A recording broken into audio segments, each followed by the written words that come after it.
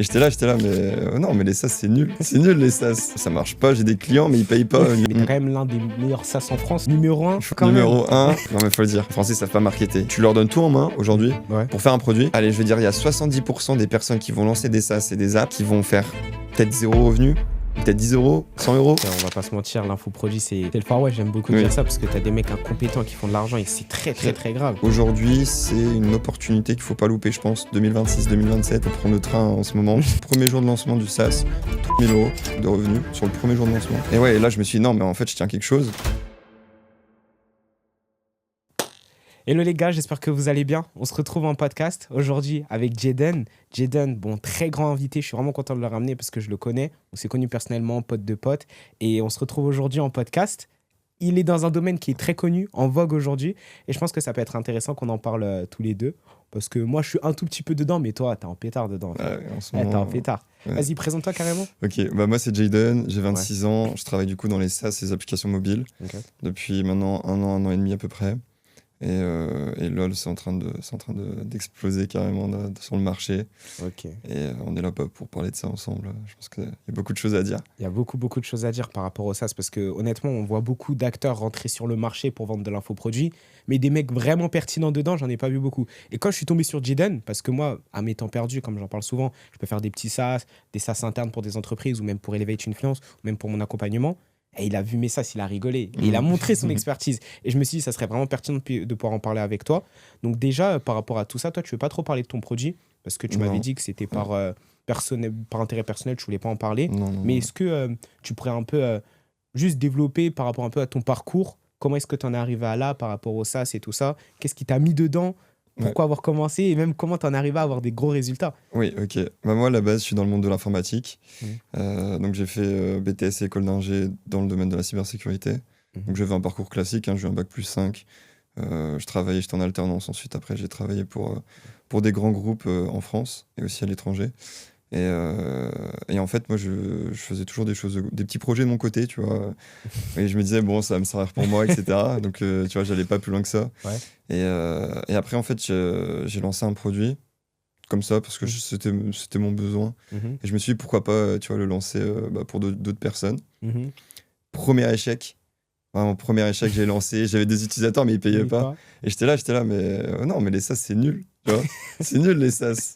C'était le début, donc c'était il y a un peu plus d'1 an et demi. Donc c'était le début où les personnes commençaient à parler des SaaS. Il y avait tout ce qui était avec l'IA, tout le monde commençait à parler de ça.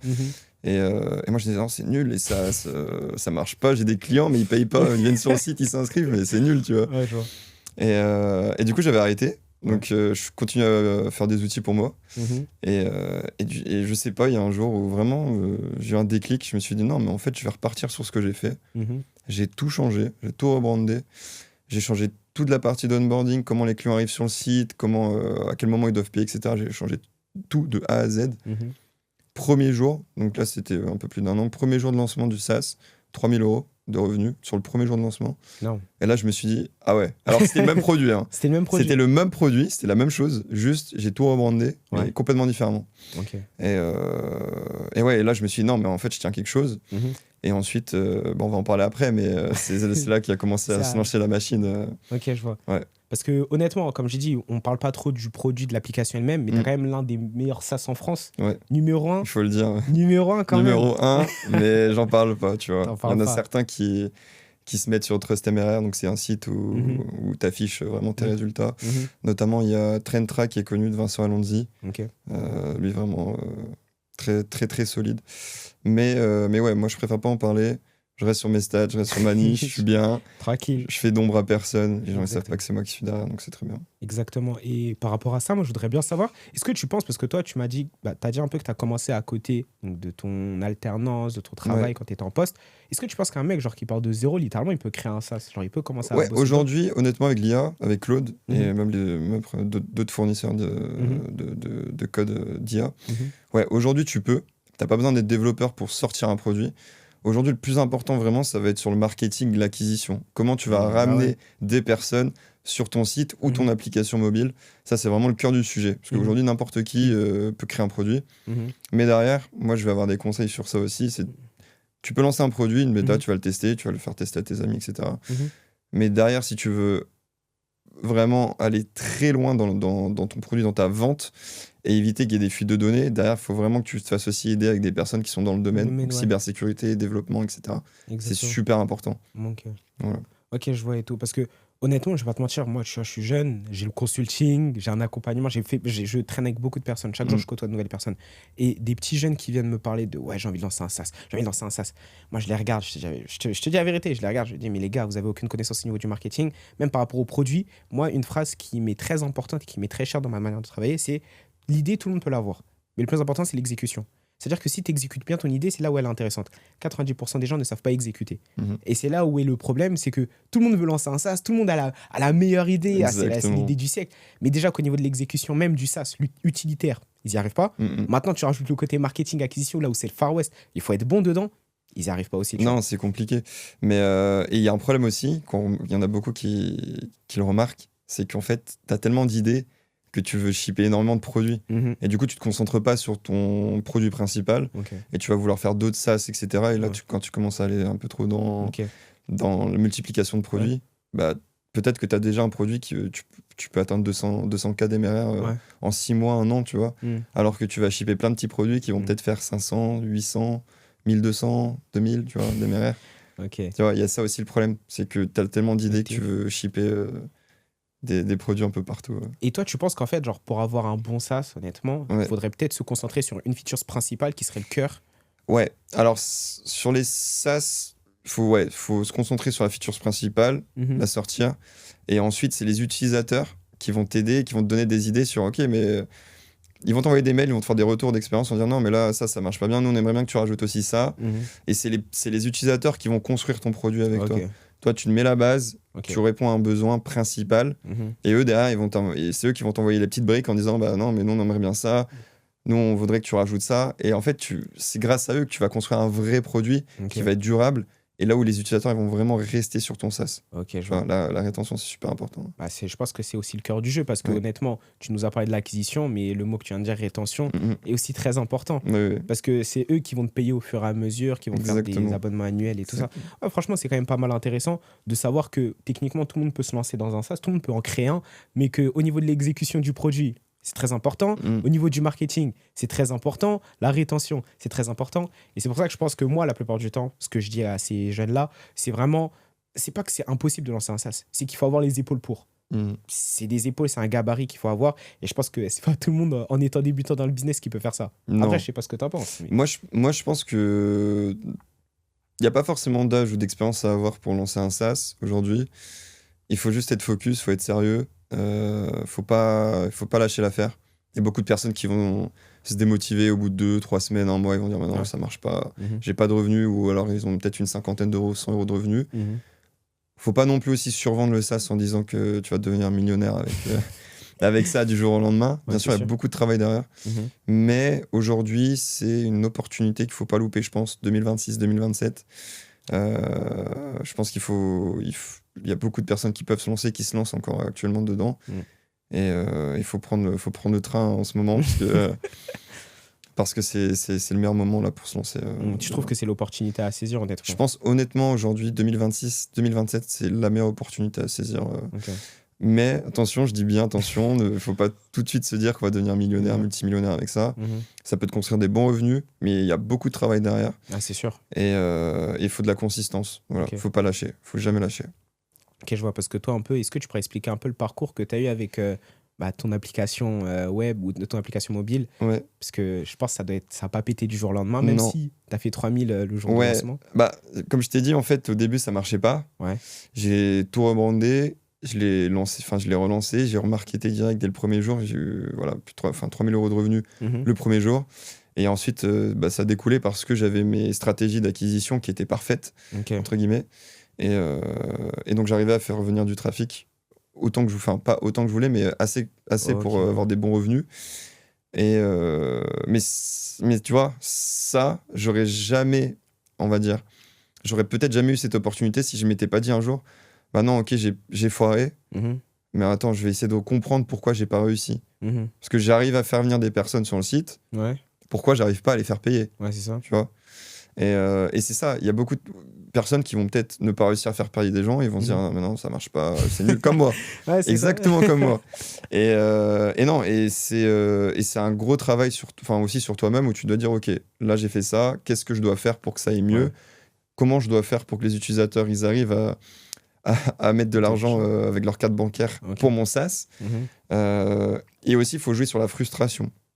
Ça, c'est quelque chose qui est super important. Avant que la personne paye, tu peux lui montrer un résultat, mais un résultat où la personne elle va devoir payer pour avoir accès à ce résultat. Tu vois, là, jouer sur la frustration, c'est super important. Parce que tu joues sur la psychologie. C'est obligé. Et ça fait convertir beaucoup aussi. Donc ça dépend de la niche, ça dépend de la niche de ton SaaS. Mais si tu joues sur la frustration, tu peux avoir un taux de conversion qui sera beaucoup plus élevé que si tu t'amenais l'utilisateur. Il n'y a pas forcément de résultat qui est affiché. Il ne sait pas à quoi s'attendre. Il est inscrit sur le site et tu lui demandes direct de payer. Tu vois, ça bizarre. Il y en a qui vont trust, mais il y en a d'autres qui vont dire ok, non, je sais pas, je fais pas confiance. Peut-être c'est un site étrange, je connais pas. Personal brand, c'est super important de la marque, du SaaS. Donc, bien communiquer sur les réseaux, bien vendre le produit, que le site il soit beau designement. Il y a beaucoup de sites c'est du chat GPT-like, du Gemini-like. Moi, je vois ça, je rigole. Comme tu l'as dit tout à l'heure avec certains de tes SaaS. Ça, je te jure. On a déjà parlé sur. On a parlé. Mais les gars, si vous voulez savoir, moi, en gros, ce que je fais, c'est que j'ai des SaaS internes pour l'agence de base et aussi pour mon accompagnement. Moi, je vais pas vous mentir, les SaaS sont fonctionnels. Donc, les gens de l'accompagnement, ils sont contents, tu vois. Ils demandent des features et tout.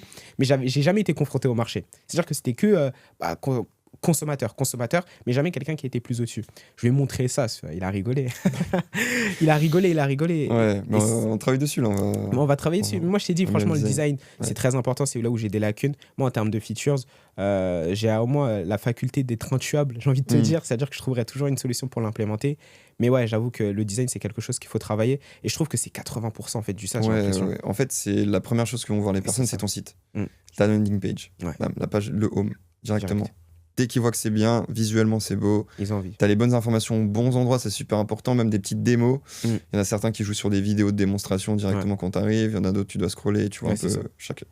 T'as plein de stratégies, mais c'est super important, Le design, très très important. C'est un gros facteur. C'est sûr. C'est pour ça que là, actuellement, je pense que même avec Asa, donc mon SaaS interne pour Elevate Influence, le design, on l'a retravaillé, on le retravaille, on le travaille tout le temps, parce que c'est adressé à des monteurs vidéo, adressé à des agences.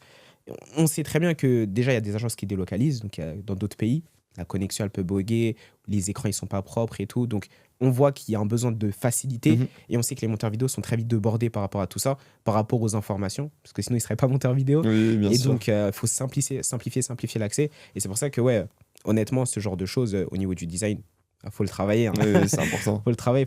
Et toi, j'ai envie de savoir, en fait, parce qu'on parle beaucoup du design. Genre, tout le monde me dit, il faut améliorer le design et tout. Mais pour toi, ça serait quoi un bon design si tu pouvais le résumer? C'est très abstrait ce que je te dis. Mais ça serait quoi un peu? Un bon design, moi, je pense que tu dois, en fait, dès que tu arrives sur la page, tu dois être mis en confiance. Tu dois avoir directement ce que fait le produit. Tu dois bien brander ta marque, donc bien adapter aussi ta DA, donc ton logo, bien au site, etc. Tout doit être cohérent. Et derrière aussi, que ce soit assez très fluide niveau design, que tu vois, la personne ne se perde pas sur ton site. Si la personne, il y a énormément d'informations, elle commence à être perdue, elle va partir. elle va rester 20 secondes, elle va dire c'est quoi ça.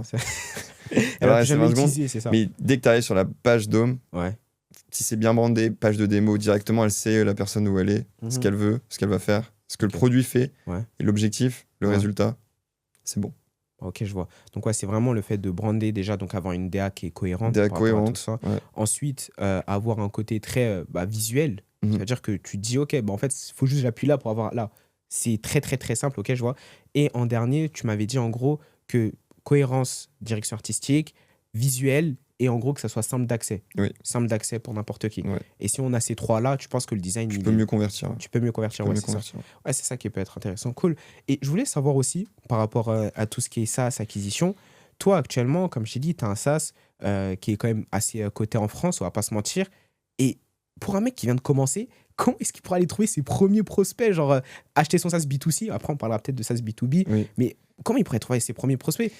Il est en concurrence avec la terre entière. Oui, bien sûr. Alors sur le B2C, c'est super important d'utiliser les réseaux sociaux, TikTok, Instagram, même YouTube Short, ça marche beaucoup. Et c'est pour moi, la technique, c'est de publier en masse. Publier en masse énormément. Il y a des stratégies de marketing que je vends, pour mes élèves dans mon accompagnement, que voilà, je donne ces stratégies-là sur les réseaux sociaux. Mais principalement, c'est TikTok, Instagram. Donc, ces deux réseaux-là. Et YouTube Short aussi, qui n'est pas très utilisé, mais qui est utilisé par certains SaaS. Aussi, pour avoir toujours une brand. Tu mets le logo de ta brand, tu peux publier en masse automatiquement. Donc là, tu peux utiliser Claude pour faire des scripts pour publier automatiquement sur YouTube. Mais la stratégie de marketing sur TikTok et Instagram, c'est 80% et c'est de la masse. C'est 80% de tes clients. Dans le B2C, tu vas pas aller toquer chez les gens, chez eux, pour leur dire voici mon SaaS. Tu peux en parler à tes amis, ta famille aussi, peuvent te faire des retours d'expérience. Ça peut être tes premiers clients, mais tu leur offres gratuitement un accès à ton SaaS. Tu leur dis, ok, je vous envoie un accès, inscrivez-vous. Où est-ce que vous pouvez laisser, vous me dites ce qui va pas. Si vous voyez des bugs aussi, c'est important, parce que souvent tu vas avoir des bugs sur tes outils, ça peut arriver. Donc, le premier retour, c'est important. Et d'ailleurs, c'est 100%, c'est de l'acquisition, c'est sur les réseaux sociaux. Moi, ce que j'avais vu, parce que je t'avais dit que j'avais déjà travaillé sur de la communication pour un SaaS, c'était un SaaS de trading.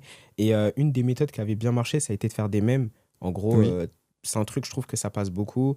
Tirer des situations en dérision. Pourquoi ? Parce que indirectement, le fait de faire rigoler quelqu'un, c'est universel. Un Chinois va rigoler, un Indien va rigoler et un Suisse va rigoler. Tout le monde va rigoler à la même blague techniquement, c'est juste la langue qui diffère. Donc en plus, si tu casses la barrière de cette langue, ça peut te faire toucher le monde entier. C'est vrai. Et en gros, ce qu'on faisait, c'est vraiment, on bombardait, comme tu as dit, en masse. Et beaucoup de rigoler, mais toujours en ayant un côté un peu sérieux pour montrer l'utilité du SaaS. Et ça, j'avoue que ça joue pas mal. Ça a quand même pu avoir des très bons résultats. Chiffrés, je pourrais pas dire, mais on est...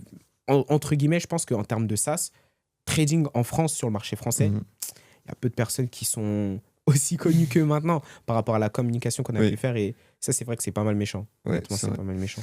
Toi, tu passes par des agences pour la communication ou tu l'as fait toi-même ? Les agences, non. En fait, au début, je la faisais moi-même.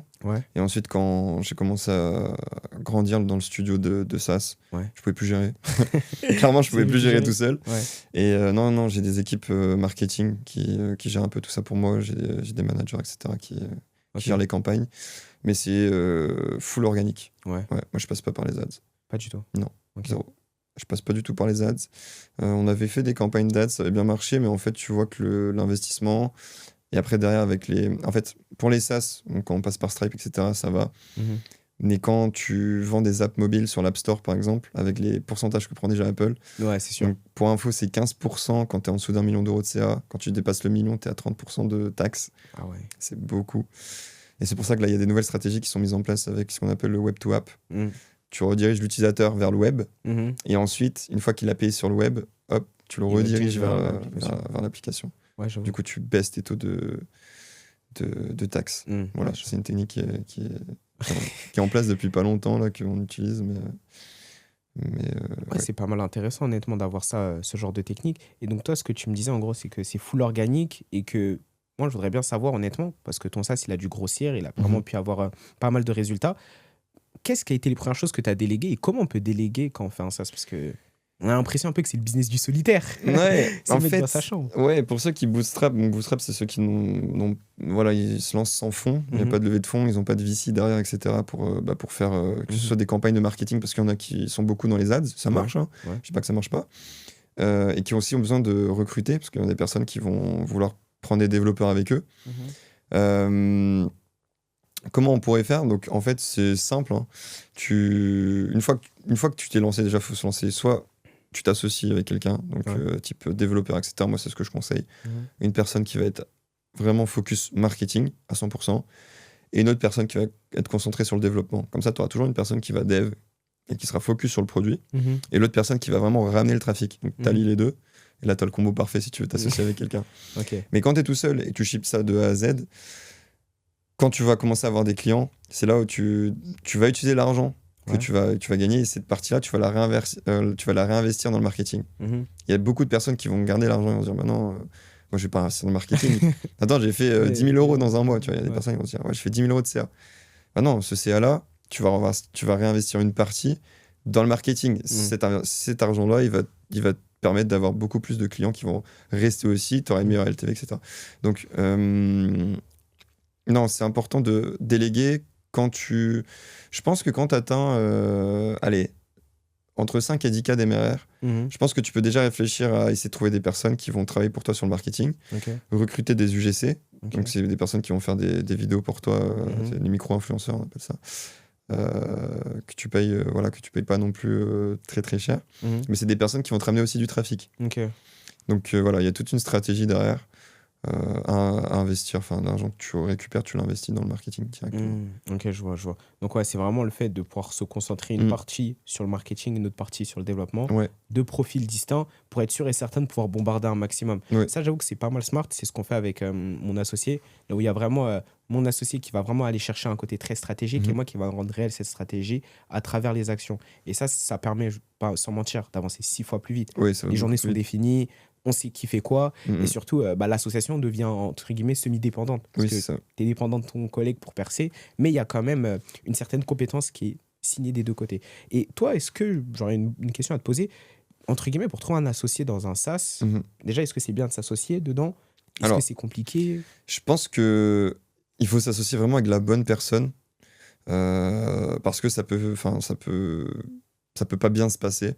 Il faut que les deux personnes aient la même vision, la même mentalité, que les deux soient des bosseurs, qui comptent pas leurs heures. Alors si t'en as un, il commence à dire j'ai bossé 10 heures. Ouais, j'ai bossé 10 heures. Non, toi, t'as bossé 5 heures. Non, on oublie. Non, stop. Il faut que les deux ils aient la même vision, limite qu'ils aillent lock-in dans la même pièce. Ils bougent pas pendant 6 mois. Normalement, ils sortent pas pendant 6 mois. Ils font des petites balades, etc. Mais lock-in pendant 6 mois. Et en 6 mois, ils peuvent changer leur vie, clairement. En 6 mois, ils peuvent lancer un produit qui va décoller. Ils peuvent même lancer plusieurs produits. Donc, vu que tu as l'association dev, market, lance son premier SaaS, la personne à market. Une fois que le produit il est stable, l'autre personne peut avoir le dev peut lancer un autre produit à côté parce que du coup, il aura tout automatisé dans son SaaS. Exactement. Et dès qu'il y a un problème sur le SaaS, le premier SaaS, c'est pas grave. Il re-switch sur le SaaS, il me fait les modifications, les bugs. Et derrière, après, il repasse sur le deuxième en train de développer. Et ensuite, ça ship. Et plus tu vas shipper après, quand tu auras assez d'acquisition déjà sur le premier SaaS, en fait, tu vas prendre X en plus. Tu vas prendre X de CA en plus avec tes autres SaaS. Mais principal objectif, c'est SaaS numéro 1. Ok, on essaie pendant X temps. On essaie de tout faire péter dessus. Tout carré, tu vois. On met tout bien. Marketing, belle stratégie. On essaye. Ok, la stratégie marketing, elle marche pas, celle-là. C'est pas grave. Ok, on switch. Ok, on pivote directement. Faut pas se dire, ok, cette stratégie-là, elle a pas marché. Non, le SaaS, il est foireux. Non, moi, c'est ce que je pensais. C'est ce que je pensais. Mais non, si les personnes elles arrivent à ramener du trafic sur leur site, c'est qu'il y a un truc. Ok, c'est juste de réussir à faire convertir la personne, c'est ça le plus important. Ok, je vois. L'onboarding, c'est très important. Très important. Je voudrais bien qu'on en parle juste après l'onboarding, mais j'avais une question qui m'est venue rapidement et que je trouvais vraiment intéressant. C'est beaucoup de personnes parlent de SaaS. En fait, je vais pas te mentir, le mot SaaS, il a été utilisé pour tout et n'importe quoi. C'est le Far West, littéralement. Et je voudrais vraiment qu'on puisse bien définir déjà la différence entre un SaaS et une application mobile. Parce que je pense qu'il y a une différence entre les deux. Ouais, bien sûr. Ok, SaaS, ça veut dire Software as a Service. Donc, typiquement, c'est un logiciel qui est ouvert, qui est publiquement ouvert sur c'est un site web, quoi. Ouais, c'est ça. Un site web qui t'offre un service de logiciel. C'est ça. Une app, c'est une application mobile donc, qui est sur App Store, Play Store. C'est une application que tu vas télécharger sur ton téléphone. Ok. Le SaaS, tu vas aller sur ton téléphone, tu vas aller sur le navigateur, tu vas l'utiliser sur ton téléphone, sur le navigateur. Ok, c'est pas pareil. Donc, du coup, les applications mobiles, vérifiées par Apple. Les SaaS, pas vérifiés par Apple, ni Google. Ouais, c'est ça. Tu lances ton site. Demain, tu veux lancer ton site, donc ton SaaS, tu peux le lancer. Il n'y a pas de problème. Tu vas pas avoir des systèmes de vérification, etc. Demain, tu veux lancer une app. Sur le Play Store, sur l'App Store, tu as des équipes d'Apple et de Google qui vont aller vérifier ton code, qui vont aller vérifier ce que tu fais, qui vérifient par rapport à leurs guidelines. Donc, c'est en fait, si tu veux, c'est toutes les règles qui s'appliquent à Apple. Est-ce que tu as bien fait ça ? Est-ce que tu as bien mis les tarifs aux bons endroits ? Est-ce que tu as mis une croix sur ta page de paiement ? Tu vois, c'est énormément de choses comme ça. Et c'est des choses que tu n'as pas dans les SaaS. Parce que c'est un site que tu lances toi-même, tu héberges ton nom de domaine. En gros, c'est toi les règles, tu vois. C'est toi qui décides de tes règles. Tu décides. Ouais, c'est ça. Apple, Play Store, tu décides pas. T'es victime des règles d'Apple. Mais c'est bien parce qu'au moins ça réglemente beaucoup de choses. Et tu vois, c'est pas le Far West, clairement. Ok. C'est bien. Et par rapport à ça, parce que moi, c'est un truc qui est intéressant, est-ce que tu penses, et là, c'est une question totalement personnelle, je ne vais pas te mentir, moi, j'avais comme objectif que mon logiciel actuellement a ça, logiciel interne, Ouais. pour le moment, il est que en version web. Ok. Web, tout, tu télécharges sur ton téléphone ou sur ton ordi et tout en mode application. Ok. Mais moi, j'envisageais vraiment à terme de voir si à ça, on va pas le mettre directement sur l'App Store. Est-ce que tu penses que c'est intéressant ou pas pour une agence d'avoir une application mobile directement? Moi, je pense que ça peut être intéressant. Ouais, ouais, franchement, je pense que sur le téléphone, ça peut être plus intéressant. Ça peut être smart. Ouais. Et surtout, on utilise nos téléphones tous les jours. Ouais, c'est ça. T'as l'application sur ton tel. C'est ça. C'est très rapide. Ah non, j'allais te montrer en fait. Ah oui, par ok. rapport au podcast. Ouais. Non, vas-y. Non, mais donc tu vois, tu peux continuer par rapport à ta phrase. Mais en gros, ce que je voulais faire, c'est pour ça qu'il s'était coupé, Oui. c'est que je voulais prendre mon téléphone pour essayer de voir si j'avais pas une notification d'ASA Ouais. pour montrer en gros que nous, nos monteurs, c'est pas sans vous mentir, c'est dans l'agence en tout cas, c'est une grosse partie du travail. Genre le montage, c'est vraiment une grosse partie du travail. C'est-à-dire que plus tu t'automatises ton montage, plus tu passes de temps sur des tâches d'expansion. Et c'est ça le 80-20 de notre boulot. Okay. Et ce que j'ai fait avec ASA, littéralement, c'est que aujourd'hui, le monteur, dès qu'il finit une version, il pose ça sur un frame, on reçoit une notif. Axel a fini sa tâche. Bang. On clique sur la tâche, on voit le frame, on clique, on met une note, un commentaire, c'est automatisé, 3 clics, ça retourne là-bas. Et en fait, l'objectif, ce serait vraiment qu'à terme, genre 90% de la gestion de l'agence se fasse juste sur téléphone. C'est pour ça que je te posais la question, si tu pensais qu'il y avait un intérêt ou pas. Moi, je pense qu'il peut y avoir un intérêt, ouais. Si vous vendez bien, enfin, si vous faites bien le produit c'est ça. sur le montage, je pense que si vous arrivez bien à automatiser et que derrière ça ship, je pense que ça peut vraiment être intéressant, ouais. Ouais, franchement, je vais essayer de voir parce que moi, je vais pas te mentir. Honnêtement, comme je le dis assez souvent, je suis pas un mec qui fait des sas de base. Je suis vraiment un mec qui me débrouille, qui rigole. C'est juste que j'ai trouvé un peu ma passion dedans, on va se dire la vérité, honnêtement. Genre, je kiffe faire ça. Ouais. Et honnêtement, je fais surtout ça au niveau, là, pour le moment, que du B2B. J'en ai vendu à un studio de podcast. J'en ai vendu... après, j'en ai plus fait pour tout ce qui est agence de mes collègues. Et là, je suis en train de travailler sur un SaaS sur les sales, que je t'avais parlé, oui. Poncho et tout. Et c'est vraiment là où, en fait, je vois que le B2B, honnêtement, je trouve que c'est bien, mais j'ai l'impression que c'est très limité. C'est compliqué d'accéder à des clients B2B pour la vente de SaaS. Moi, je pense que contrairement au B2C, avec le B2B, tu vas avoir des... Alors, ça va dépendre de ta niche, de ton SaaS. Mais tu vas pouvoir négocier des contrats sur 2 ans, 3 ans, pour certaines entreprises, certains groupes, où là, tu vas te dire, OK, là, j'ai une lignée de 2 ans, j'ai eu un gros contrat, ça peut être du 200 000, ça peut être du 600 000, ça peut être en millions.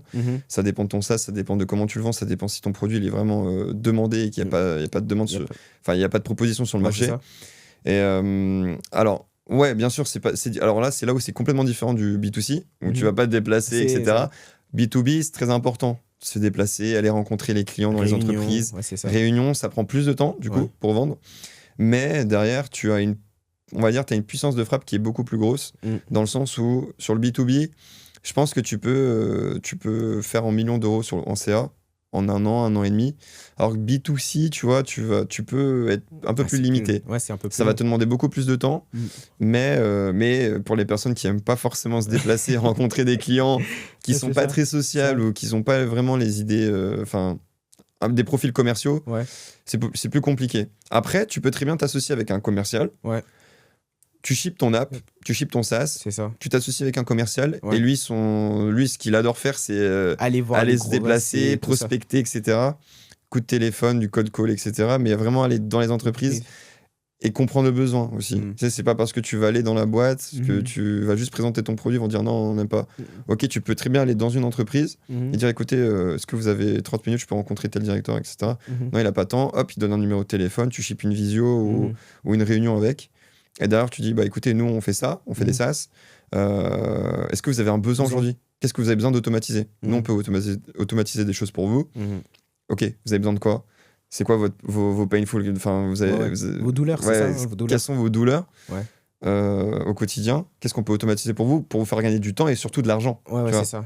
Et là, du coup, tout de suite, les directeurs, ils comprennent. Ils disent, ok, écoutez, nous, on a ça. Est-ce que vous êtes capable de le faire ?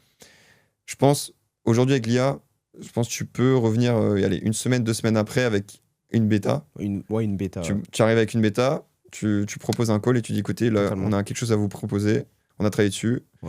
Ok. La personne va dire ok, montrez-nous. Tu montes une démo. Et ça avance. Et après, tu dis écoutez, ce qu'on vous propose gratuitement, vous pouvez faire un POC. Donc un POC, c'est le Proof of Concept. Donc tu proposes de tester gratuitement ton SaaS. Pour qu'eux, ils testent et ils se disent, OK, Il y a ça un nous ré- sert. Ouais, ça sert à Ça nous quelque sert. chose. Ouais. Et derrière, en fait, le fait qu'ils aient testé gratuitement, et si vraiment il y a un besoin et qu'ils sentent que ça marche bien, Ouais. bah, ils vont dire ok, Bon, on paye. on paye. On paye Voilà. directement. On dit nous, on vous donne accès pendant 2 semaines, vous testez, vous nous faites un retour. Ouais, c'est Si ça. ça vous plaît, tant mieux. Derrière, bah, on signe. Si ça vous plaît pas, on il n'y a passe pas de à autre souci. Au chose. moins, vous aurez essayé, on vous aura. Ouais, c'est ça. Mm. Je trouve Voilà. ouais, ça, c'est une bonne méthode. Mais les gars, en plus, écoutez ça par rapport à ça. Parce que, honnêtement, moi, je vais pas te mentir, je suis vraiment plus branché ça, ce B2B. B2C, je sais qu'il Oui. tu vois, il y a du cash, le TAM, il est énorme. Il y a parce du que- cash, mais c'est un peu plus compliqué, je C'est pense, ça. Ouais, je suis pour sûr, c'est ramener du trafic. Il faut avoir les bonnes stratégies d'acquisition. En plus, c'est drôle parce que c'est mon métier, littéralement. C'est mon métier, littéralement. Ça change tout le temps. Hein. Mais ouais, il faut C'est s'adapter ça. aussi. C'est Donc il y a une ça. grosse veille à faire sur quel Et type aussi de un vidéo petit tu peu. fais. Exactement. Voilà. Et donc, moi, je voudrais bien savoir parce que, bon, comme je t'ai dit, le B2C, c'est bien. Mais le B2C, j'ai l'impression qu'il y a. Bon, le time est plus grand. C'est-à-dire, il y a plus une taille de marché énorme. Tous les jours, tu as de nouveaux utilisateurs. Tous les jours, tu as de nouvelles personnes. Mais faut regarder les mails, le remboursement, plein de trucs qui sont compliqués à gérer. Alors que j'ai l'impression qu'en B2B, bah, c'est plus chirurgical. Donc, c'est pour ça que moi, ça me plaît plus, j'ai envie de te dire. Mais honnêtement, est-ce que déjà, parce que j'ai envie de faire un lien de corrélation avec, est-ce qu'il y a une différence entre le marché français et le marché US en Ouais, termes de... c'est énorme. Marché français, on est c'est en retard. Il faut dire les termes. Le marché français, il est en retard. Non, marché US, ils ont, je dirais, 6 mois, minimum plus de 6 mois, 1 an d'avance. Ok, Eux, ils savent clairement comment vendre. ok. Euh, Moi, je voudrais savoir déjà par rapport à quel aspect on est en retard. Dans un aspect utilisateur, SAV, acquisition. Alors, déjà, niveau acquisition, en France, les Français, ils savent pas marketer. Ok, non, mais faut le dire. Les Français, ils savent pas marketer. Là, tu leur donnes tout en main aujourd'hui Ouais. pour faire un produit. Allez, je vais dire, il y a 70% des personnes qui vont lancer des SaaS et des apps qui vont faire peut-être 0 revenu, peut-être 10 euros, 100 euros. Et c'est tout. Et ils vont Ouais, arrêter parce qu'ils vont se démotiver. Non, mais parce qu'ils savent pas vendre. Ouais, c'est ça. Ils savent pas vendre. Mhm. Et il faut savoir vendre aujourd'hui. Tu vois, et aux US, ils ont cette mentalité-là. Ouais. Ils ont vraiment cette mentalité, ce mindset. Ils savent Ouais. comment vendre. Ouais. Ils savent comment faire des vidéos qui Ouais. vont rapporter énormément de vues. Mais Exactement. en France, on est trop en retard. Tu vois. Ok. Et j'ai l'impression que dans beaucoup de niches, tu vois, on est Ouais. souvent en retard par Ouais. rapport à eux. Et donc, moi, si je peux donner vraiment un vrai conseil, c'est si vous voulez vous lancer, essayez de recopier les stratégies marketing des US. Mhm. C'est violent. C'est violent. Ok. Et moi, ce que je voudrais avoir aussi avec toi, c'est que donc, tu m'as dit la France, elle est en retard par rapport à la vente et tout.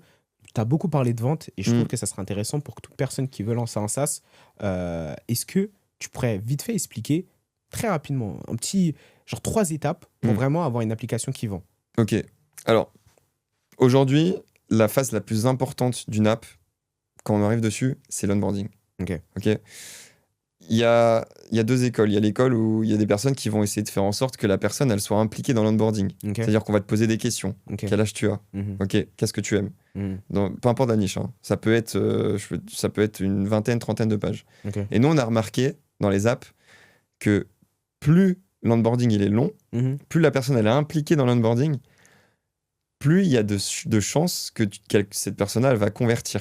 Ok. Parce qu'elle va être impliquée, elle va passer du temps dans l'onboarding Ouais, c'est ça. avant d'arriver à la page de paiement. Ouais. Tu vois? Mhm. Et ça, c'est super important. Ouais. C'est-à-dire que le design, il doit être beau, ça doit être Ouais, cohérent, totalement. les questions, elles doivent être pertinentes. Bon, c'est souvent à peu près les mêmes questions. Hein. Ouais, c'est ça.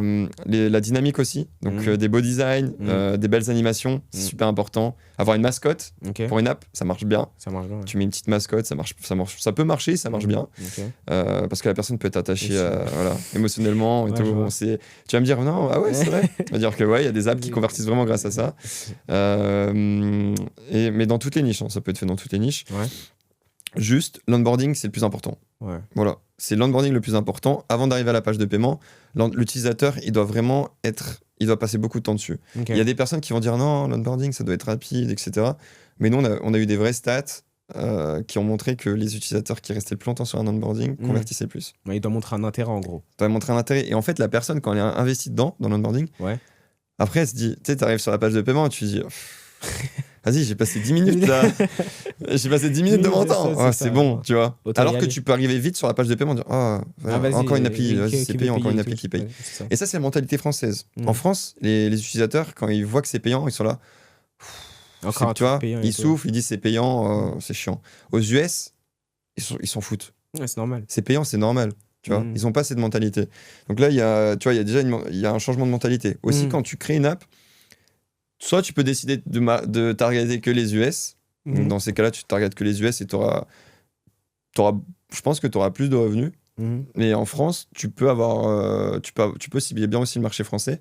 Mais par contre, faut faire super attention parce qu'en France, ils aiment bien le refund. Ils aiment beaucoup demander des remboursements. Ouais.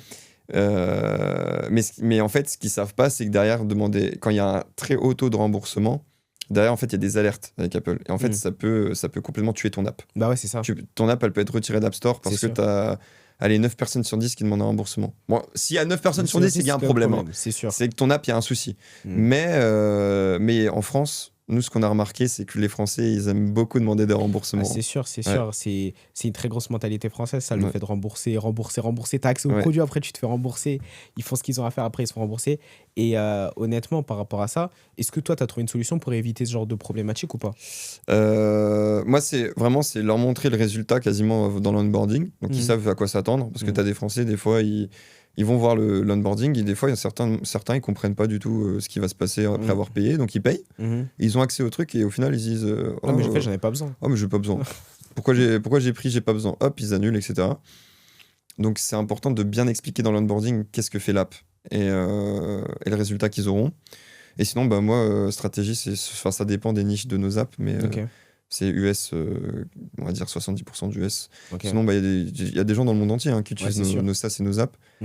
Mais moi, j'aime bien cibler les États-Unis parce qu'ils sont pas. Tu vois, ils ont pas la même mentalité, ils sont pas chiants pour. Ils sont pas casse-tête, tu vois. Non. Et ouais, il y a des bons retours sur investissement avec eux. Ok, cool. Là, ce que je voudrais voir avec toi rapidement, ça sera un peu. Parce que là, on va bientôt toucher à la fin du podcast. Je voudrais déjà qu'on puisse voir assez rapidement.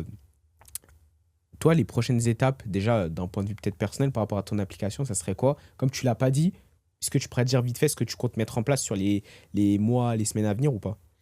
Je pense que sur les prochaines semaines, là, parce qu'on a vraiment stabilisé tous nos apps, tous nos SaaS, avec des bons revenus sur tous, je pense qu'on va peut-être viser un exit sur quelques apps. Et derrière, moi, ça va être vraiment sur l'accompagnement. Maintenant, moi, je vais accompagner des personnes en Europe et aux États-Unis sur comment créer une app, comment la marketer, comment la vendre, comment faire tes premiers revenus avec, et après devenir un peu dépendant et que ce soit pour certains, tu vois, leur nouveau métier, entre guillemets, qui sont entreprenants dans ce domaine-là. Donc moi, ça va vraiment être une phase de coaching, d'accompagnement. Ok, donc lancer un infoproduit. Ouais, vraiment, c'est sur l'infoproduit. Là, c'est vendre nos compétences, vendre ce qu'on a appris pendant plus d'1 an et demi, sur ce qu'il ne faut pas faire, sur ce qu'il faut faire, sur ce qu'il vend, et sur la stratégie d'acquisition au marketing. C'est ce qu'on a, c'est notre sujet. Et c'est ce qui nous rapporte vraiment énormément de clients. Bah, c'est sûr, en plus, on va pas se mentir, l'infoproduit, c'est le Far West. J'aime beaucoup dire ça parce que tu as des mecs incompétents qui font de l'argent et c'est très, très, très grave. En fait, aujourd'hui, je pense qu'il y a beaucoup qui vont essayer de lancer des formations dans les SaaS, dans l'IA, et en fait, ils n'ont pas forcément d'expérience. Tu vois, et peut-être qu'ils vont faire 200 €, ils vont dire ouais, moi je vais te vendre un accompagnement. Mais ok, mais non, t'as pas d'expérience, t'es pas légitime pour dire ok, je vais te vendre un accompagnement. Est-ce que tu as fait des erreurs qui t'ont coûté des milliers d'euros? Est-ce que tu as fait des erreurs où tu t'es dit ok, en changeant ça, là, ça va peut-être marcher. Est-ce qu'en faisant ça, ça a vraiment marché? Est-ce que tu as les clés pour dire à quelqu'un demain, si tu me suis, si tu m'accompagnes, tu vas avoir une application qui fonctionne, tu vas gagner énormément de temps, vraiment énormément de temps, parce qu'il y a beaucoup de choses que les gens ne savent pas quand ils lancent des apps et des SaaS. Nous, on apporte tout. Et est-ce que justement, tu vas pas être démotivé. C'est ça. Nous, on va être là, on accompagne les personnes derrière, etc. Et on les motive. Et justement, il y a un vrai suivi derrière. C'est pas juste, ok, fais ça. Démerde-toi. Non. C'est, ok, t'as fait ça, ok, pourquoi? Tu veux lancer dans quelle niche? Ok. Tu veux aller dans le sport? Ok, très bien. C'est quoi le problème des gens dans le sport aujourd'hui? Avoir des abdos en 30 jours? Ok, tu veux faire ça? Ok, tu vois? Ok, bah pour faire ça et pour vendre, ok, tu vas devoir faire ça, ça. Ok, je te laisse une semaine, chaque jour, tu reviens montrer tes étapes, là où t'en es, et je te dis si t'avances bien. Si t'avances pas bien, je te dis tout de suite stop, t'arrêtes, on reprend, ok? Tu rechanges ça, ok? C'est chirurgical, tu vois? On perd pas de temps, la personne, on va l'emmener droit au but, qu'elle ship son app, elle soit contente, et que derrière, elle fasse des ventes. Simple, efficace, et qu'elle soit contente. Voilà. Ok, bah ça c'est incroyable. Voilà, là on va droit au but.